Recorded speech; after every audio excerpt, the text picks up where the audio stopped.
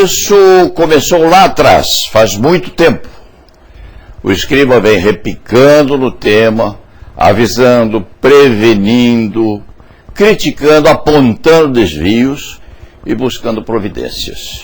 Cuidava-se, e sempre se cuidou, da interceptação telefônica e ambiental, legalizada no Brasil após projeto de lei, levado à discussão durante algum tempo, de autoria inclusive de processualistas eminentes da nação. Existia antes, diga-se de passagem, um grampeamento clandestino, mas sempre posto sob repressão, admitindo em tese, mas reprimido também se quando descoberto.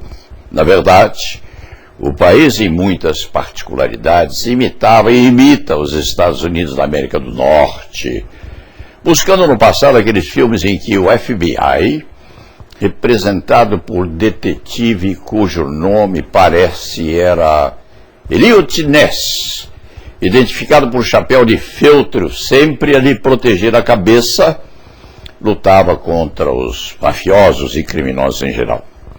Às vezes, observando-se as possibilidades da época, um ou outro colaborador eventual da polícia metia um gravador de rolo no peito depois de lhe rasparem as pelugens, gravando conversas sinistras.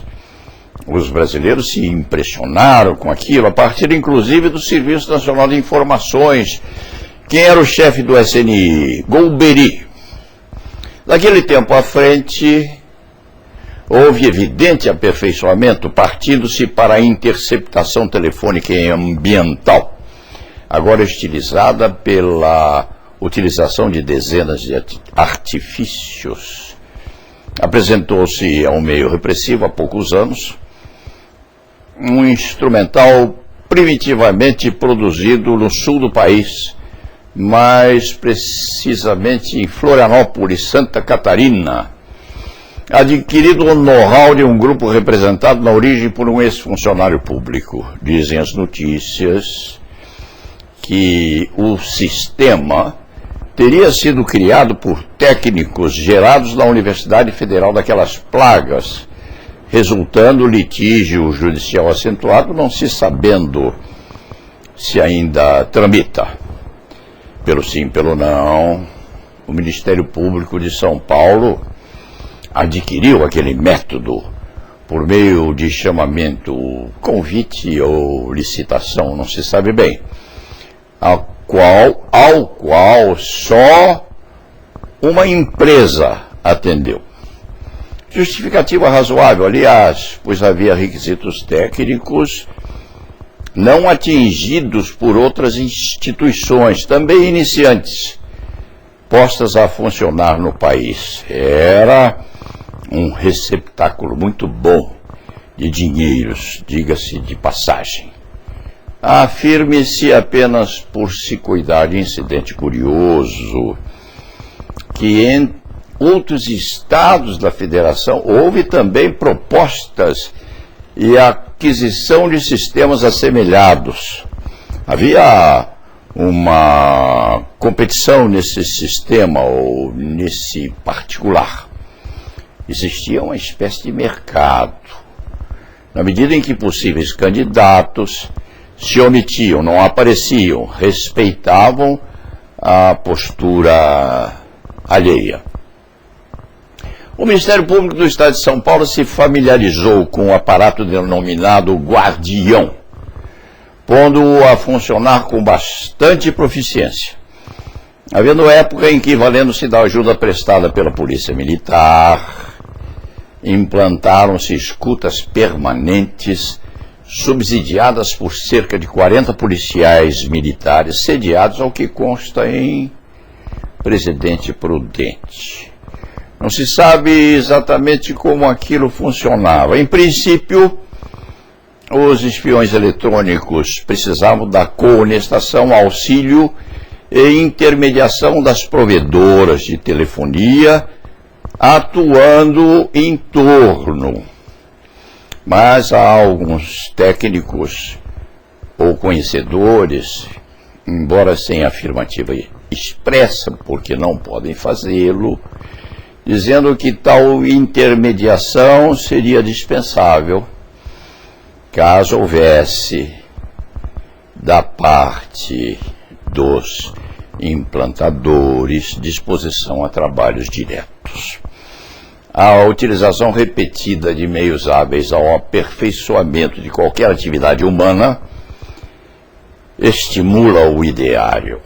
Assim, paralelamente à implantação da escuta referida, houve hipóteses de colocação de grampos em institutos penais no estado de São Paulo e fora dele, pois já nessa segunda fase, outros estados da federação, com relevo para órgãos do Ministério Público, se haviam encantado com a ideia. Houve inclusive um escândalo logo depois sopitado de gravação audiovisual de encontro íntimo de um casal numa penitenciária conhecida, captando-se então as tertúlias, os afagos e as confidências feitas pelo preso à parceira e vice-versa. Pairava sobre o todo suspeita de atividade espúria realizada por organização criminosa vicejando no país. Aliás, o uso do guardião foi abertamente admitido por eminentes representantes do Ministério Público do Estado de São Paulo àquele tempo. Em suma, disse o ilustríssimo e culto jurista, temos sim, estamos usando e vamos usar. A vulgarização do uso da interceptação mencionada atingiu quase todos os estados da federação. Paralelamente, juízes estaduais e federais se apaixonaram pela forma inovadora de captação de provas, comunicando-se repetidamente com os órgãos de persecução e investigação, numa cooperação estreita, fixando-se prazos quase indefinidos para a finalização da vigilância. Dentro de tal contexto, a pesquisa e a descoberta de indícios relativos às chamadas infrações habituais deixou a plano secundário aquela tradicionalíssima atividade física de esconder-se o mocinho nas sombras das esquinas, buscando elementos de comportamento infracional dos investigados.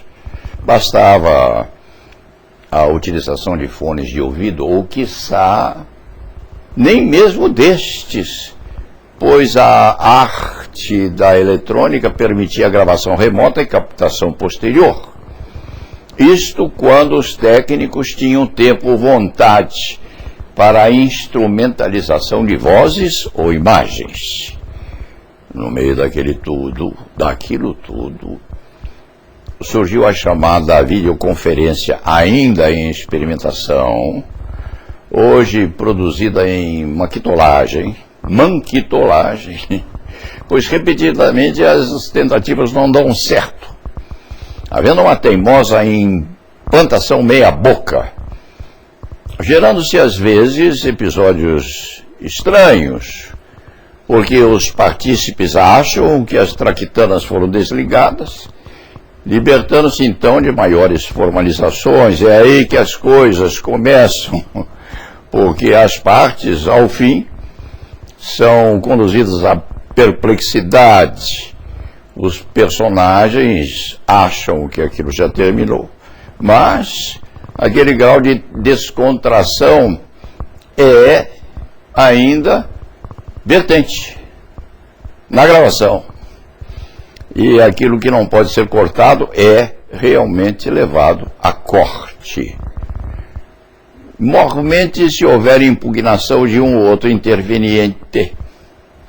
Funciona tudo, diga-se de passagem, como nas atividades domésticas. Quando as visitas se vão, Resta eventualmente um comentário chistoso, uma crítica mordaz, não se sabendo exatamente o que fazer com aquelas adiposidades inconvenientes. Em aditamento a isso, as empresas produtoras de aparelhagem análoga põem ofertas públicas de disseminação das possibilidades de perenização de tais atividades. É fácil a comprovação.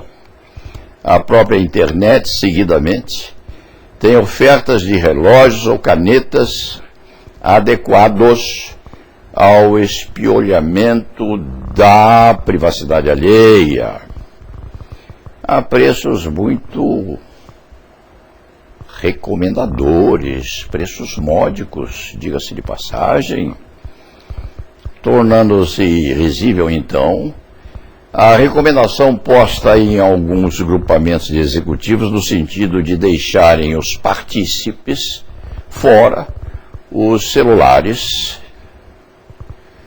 tomando-se como exemplo aqueles pistoleiros do faroeste americano que precisavam deixar as armas fora quando entravam no bar ou no restaurante do vilarejo.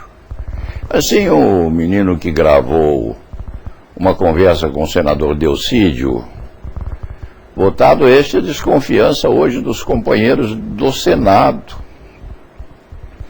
fadado ao degolamento, espera-se. Aquele menino poderia ter feito gravação mais sofisticada. Não fez porque os outros confiavam nele.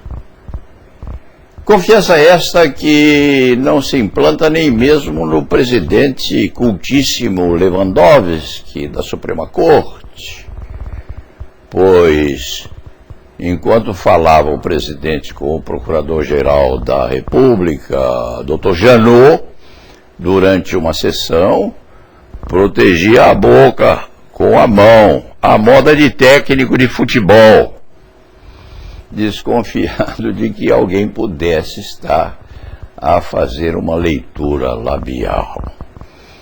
O cronista já aprendeu isso faz muito tempo, pois levava a uma fonoaudióloga um menino surdo-mudo, tomou lições junto. São as palatais, guturais, labiais. Isso tem um sistema difícil de captar, mas com o tempo é sistematizado, sim, perenizado na memória e nos neurônios.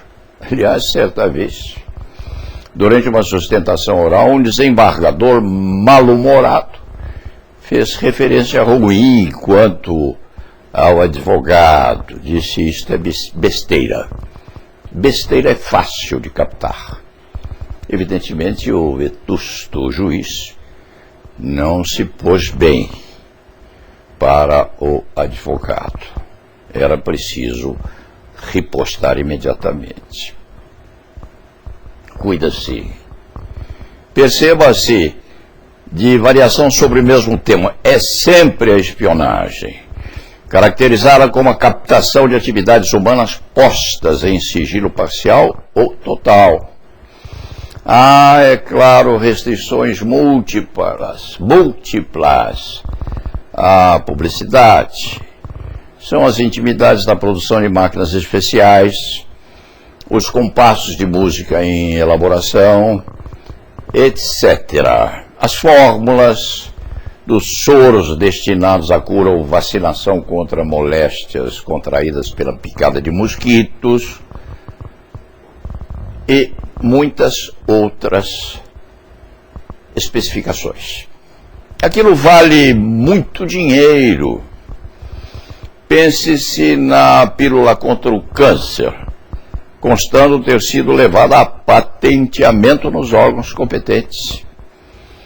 São temas trazidos eventualmente à crônica, mas esta suavidade não impede a seriedade do conjunto. O escriba, para finalizar, em passado recente, afirmou que o Brasil se transformara em um alcouce eletrônico. Bonita e clássica a palavra, alcouce.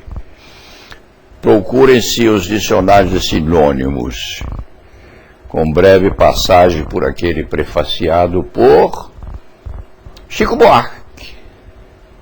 Vocábulo é sinônimo de prostíbulo, reduto de meretrício, lugar de prostituição. Dizem os termos do frequentador de bordel, o libertino, o pornógrafo, voluptuário, cevão, expressão extravagante, putanheiro, azevieiro, dissoluto, imoral, pecadoroso, pecadoraço, luxurioso, libidinoso, e vai por aí.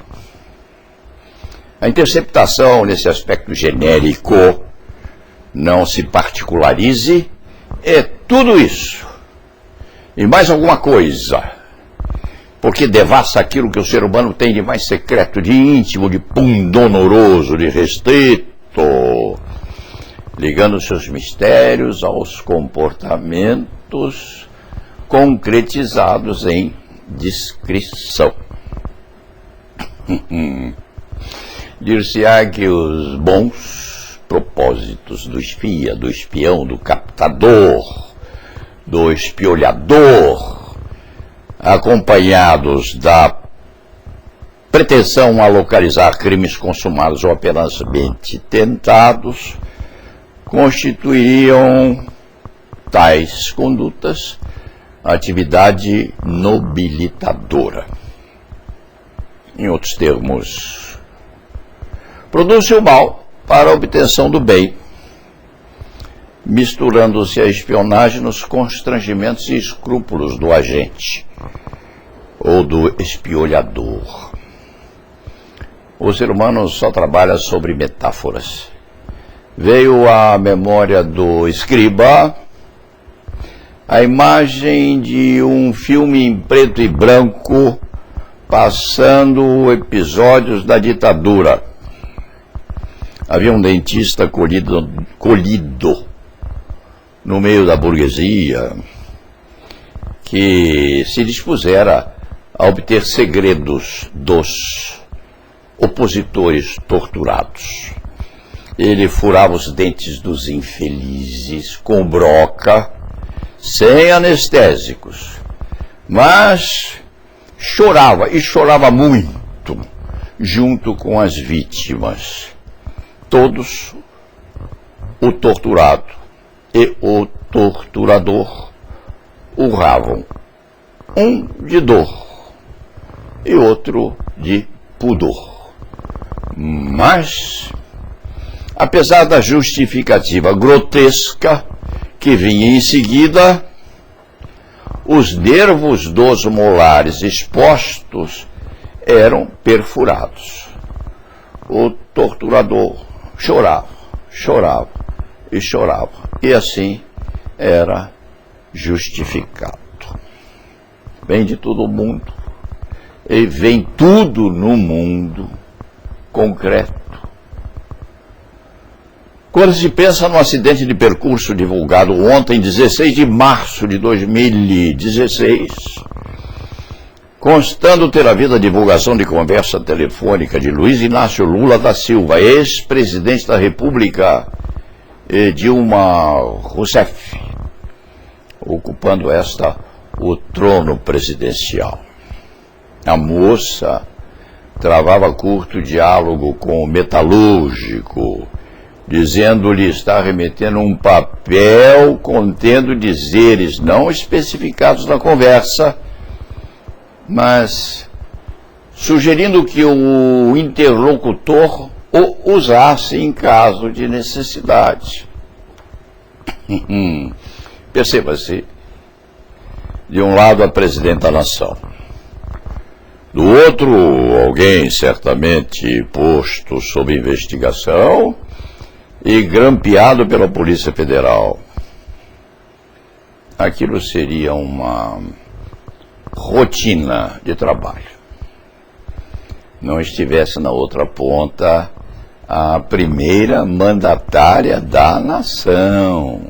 O outro, o Lula, tinha suas conversas e com certeza seus eventuais diálogos por computador, espionados permanentemente por ordem e conta de um cultíssimo juiz federal. Vai daí, não se sabe por quais cargas d'água, foi descoberto que a interlocutora do investigado durante o espiolhamento era a presidente da República. Um susto, com certeza. O escrevinhador, numa associação de ideias serelepe, se lembrou, enquanto compôs o texto, de uma crônica do genial Luiz Fernando Veríssimo, filho do autor de O Tempo e o Vento. Na origem, o vento e o tempo. Diferenciado, Luiz, por talento próprio. A história era a seguinte: alguém dançava bolero com uma rapariga. Dizia Veríssimo: bolero sem marido, traído, não vale. Esse homem sussurrava ao ouvido da parceira. É assim que funciona o bolero, segundo parece. Repentinamente ouviu-se um glup, seguido de uma tosse compulsiva e uma expressão rouca. Desculpe, madame, engoli seu brinco. Deve ter sido assim. Glup, ups. Deve ter sido assim quando se percebeu que Dilma estava lá no Planalto falando com Lula. Ups, ups. E agora? Eis a questão. O juiz de seu lado sai de banda. Afirma ter mandado interromper o grampo bem antes daquilo, uma hora talvez antes de saber que Dilma estava do outro lado. Por sorte, adivinhou? Deve poder prová-lo. A Polícia Federal não segura essa boneca. Afirma ter obedecido imediatamente, oficiando a provedora. É assim que se faz. Mas no meio tempo, o grampo fatídico captar o diálogo entre Lula e a parceira. Aquela conversa foi mandada ao magistrado. Aconteceu então o desenlace compungente, pois o pretor, desfazendo o segredo imposto ao espiolhamento, mandou a descrição às favas, tornando-se o fato conhecido do mundo inteiro, não só do Brasil. Afirma-se, inclusive, que aquele famoso jornal francês corajoso, que ironizava os terroristas árabes, Charlie Hebdo, meteu uma charge numa das páginas principais do jornal semanal, retratando Lula passando a mão nas rotundidades da justiça brasileira. Em cima do retrato ou desenho, por frase que elegantemente o escriba não vai repetir. O assunto parece risível, para arredondar, é longo o texto, mas é extremamente sério, porque o compulsivo uso da interceptação telefônica e ambiental no Brasil, copiado do comportamento infantil dos americanos do Norte, mas a delação premiada, também importada de lá, corporificaram um conjunto de condutas que só poderiam levar, no fim, a uma destrutiva falta de seriedade de parte da atividade jurisdicional. Brincou-se com fogo, Diversão esta que não teve da Suprema Corte a censura adequada, ressalvada a posição de um outro ministro provido de dose maior de premonição.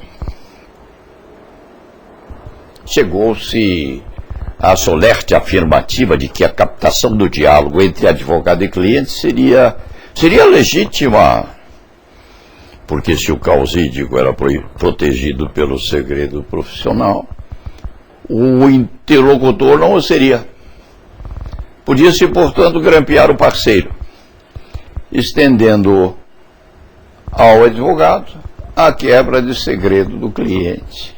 Tal raciocínio, se produzido na Roma dos Césares, teria feito Brutus cravar nos intestinos de outro, do afirmador, aquele punhal anteriormente planejado para César. E os filósofos maiores ou menores ficariam extremamente irritados com o raciocínio.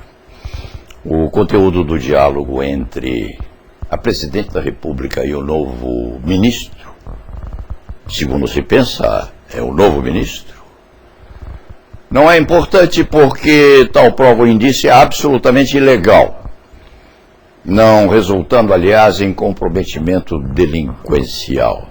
Sai nas águas. Não se diga que este cronista é simpático ao casal, não.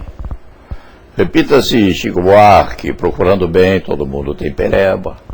Só a bailarina que não tem. Há pecados, sim, quiçá mortais, mas devem ser captados com a preservação máxima de conteúdo ético do Estado, enquanto investigação, e pelo juiz, enquanto jurisdição. A figura do dentista a verrumar, chorando os dentes dos perseguidos, não serve para justificar os atos ilícitos daqueles que se dizem os mocinhos. No fim, é difícil separar uns e outros, porque o desnaturamento ameaça borrifar perseguidores e perseguidos.